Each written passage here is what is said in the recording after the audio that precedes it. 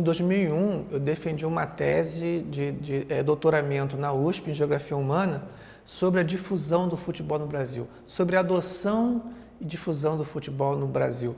Nessa tese, eu procuro fazer um estudo sobre as redes mundiais que estavam presentes no território brasileiro, em especial o imperialismo inglês, que era muito forte naquela época, redes religiosas de padres, de missionários, enfim, a rede comercial, para ver como é que foi que a informação do futebol chegou no Brasil, por que locais, por que pontos do território chegou no Brasil e como foi essa difusão do futebol no Brasil, né? Portanto, é uma geografia histórica do futebol no Brasil.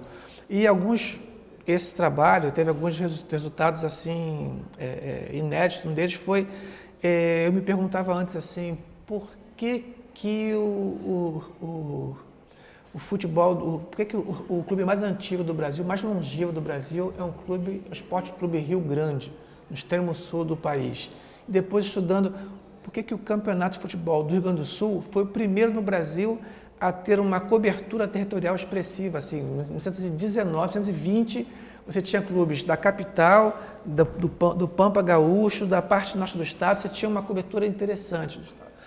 Então, enfim, eu fui estudando essas influências das conexões, das redes no futebol.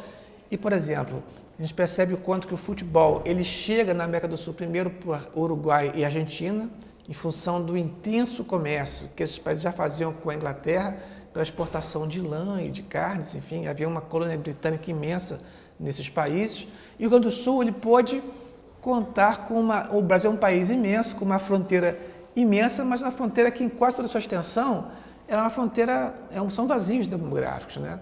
A nossa fronteira mais viva é a fronteira do Rio Grande do Sul com o Uruguai, de intensos contatos humanos, sociais, comerciais.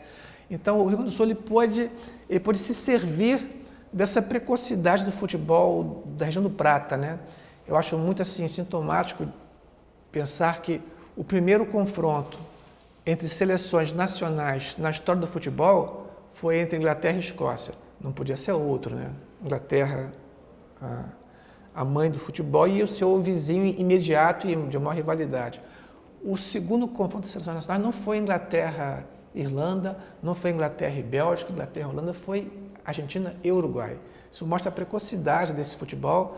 Então, os gaúchos puderam beber dessa precocidade, também a presença alemã muito forte no Rio Grande do Sul. Os alemães, o Brasil, eu procuro mostrar quanto que o Brasil ele foi muito resistente a adotar o futebol. O futebol chegou no Brasil em várias localidades, mas não foi aceito.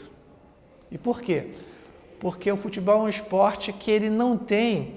Veja bem, o futebol chegou para quê? Chegou para as elites, né? As elites, elas tinham uma cultura de corpo em que aceitava esportes que fossem esportes brandos, esportes em que prezavam pela destreza, pelo equilíbrio, como o turf. O remo chegou um pouco depois, a esgrima, né? Então, o futebol é um esporte de movimentos quase que descoordenados, de choque físico, de muito suor, né?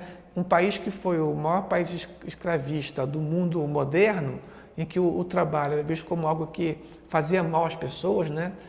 Ter músculos era algo muito mal visto naquela época, então o futebol teve muita resistência no Brasil. No Rio Grande do Sul, os alemães criaram uma cultura esportiva, uma cultura de ginástica que também ajudou.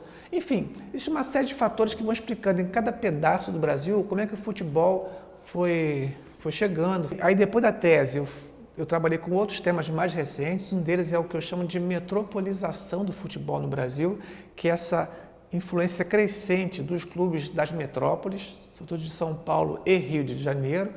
O Brasil tinha, até a década de 60, 70, cidades pequenas e médias com clubes de futebol muito vivos, né? Você tinha campeonatos municipais de futebol no Brasil inteiro, e esses clubes pequenos, muitos foram desaparecendo, muitos se fundiram com outros clubes, a maioria desapareceu. Então, há hoje uma concentração oligárquica em alguns poucos. Isso vai cada vez mais acontecer. Então, esse é um processo marcante no futebol brasileiro dos nossos dias, né? Um país que até a década de 60 dava um valor imenso aos campeonatos locais, estaduais, que hoje são altamente desvalorizados. Eu me lembro que na minha infância, ser campeão carioca tinha culturalmente um peso maior do que ser campeão do Brasil ou mesmo da Copa Libertadores, né? E que hoje está completamente invertido. Enfim, todo esse estudo que eu fiz, eu pude juntar em um livro, que é o livro Entradas e Bandeiras, né? A Conquista do Brasil pelo futebol, na qual eu tenho desde os primórdios do futebol no Brasil, desde assim, o contexto que permitiu a chegada do futebol no Brasil, até chegar em 2014 a Copa do Mundo no Brasil. Então é um longo percurso em que eu faço essa geografia histórica do futebol. E também só para fechar, assim, algumas coisas curiosas, né? Eu levanto algumas hipóteses que são bastante polêmicas. Uma delas é de que eu arrisco dizer que caso o imperialismo norte-americano fosse mais bem sucedido, né? Aquele plano América para os americanos, a doutrina Monroe, né?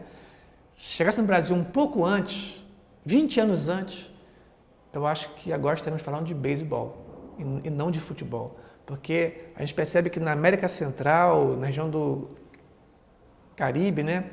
Onde os Estados Unidos conseguiram chegar à sua influência mais forte que os ingleses, eles conseguiram fazer valer o seu esporte nacional, que era o beisebol, né? A Venezuela, a América do Sul, mas os ingleses foram menos bem-sucedidos. Os americanos conseguiram.